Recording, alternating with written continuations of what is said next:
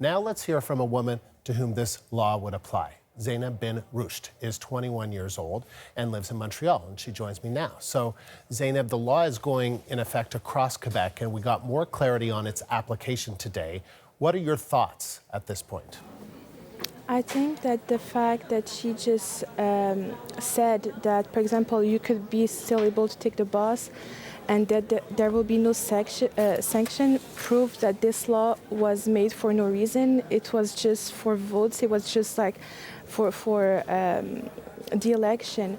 And the fact, because if she really believed in what she said, she would, give tickets, she would sanction us, but she does not. So it just proved that this law was made for no reason. So let's just get into some of the aspects of this, okay, Zayneb? So for instance, an employee of a transport company, so a bus driver, could ask a person to show his or her face to verify the validity of their ticket if the ride requires a photo ID. So most people would not have to have a photo ID. It would just be one of those magnetic cards that you just whip through. What do you think of that?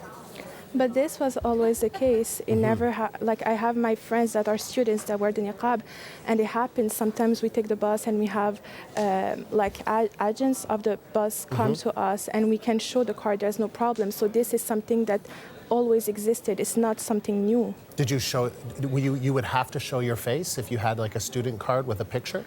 Yeah, if they come to us and they have to check if the card is ours, of course, it always existed. But and was that okay? Was that okay with your friends who were students? Of course, no problem. For identification, I know no woman that wears the niqab that is not going to take it off to show her ID. And so then there was another rule. If you're picking up a child from a daycare center, you would have to identify yourself, and that's being the reason being that it's a security measure. What do you think of that? If it really depends on how it's going to be done, because if the person knows every single parents that come in and have to check if really he's the parents of the child, it's okay. I have no problem. But if it's just the niqabi women that have to come and identify themselves, it's not fair. So what did you think of that? We heard from Montreal's mayor.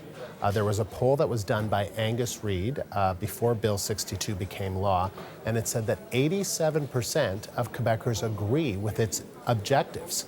Why do you think the vast majority of Quebecers are for this law?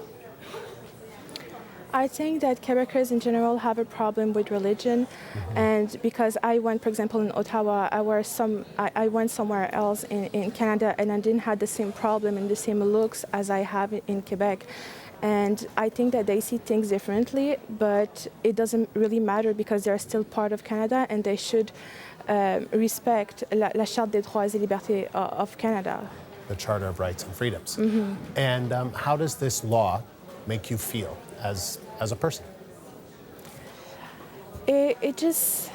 I think it's really annoying because in every election, everywhere in Canada, in the US, we saw it with Donald Trump, every time they want to win the election, they have to bring out Muslim, and when she did this law, she knew it was not going to pass because she just changed what she was saying, because what she said before is a woman that is wearing niqab cannot get in the bus, and now she said we can. So the only reason for that law was for election.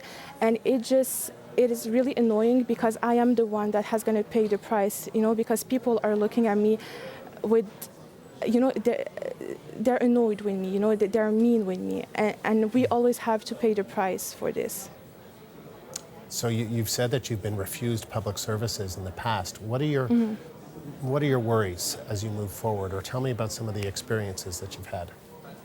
Like I went one day with my friend and her kids to the mall, and we entered the store, and she just said she didn't even talk to me. She was talking to another client, and she said to him, "I'm not going to serve a woman that is wearing a veil." So, and this is illegal in Canada not to serve someone because it's not public service, And if I think that she had the courage to tell me this because of the law.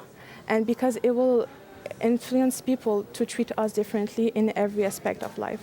Zayneb, it was good of you to take the time to talk to us. Thank you very much. Thank you. And that was Zayneb Bin Ruchd. She is 21 years old and lives in Montreal.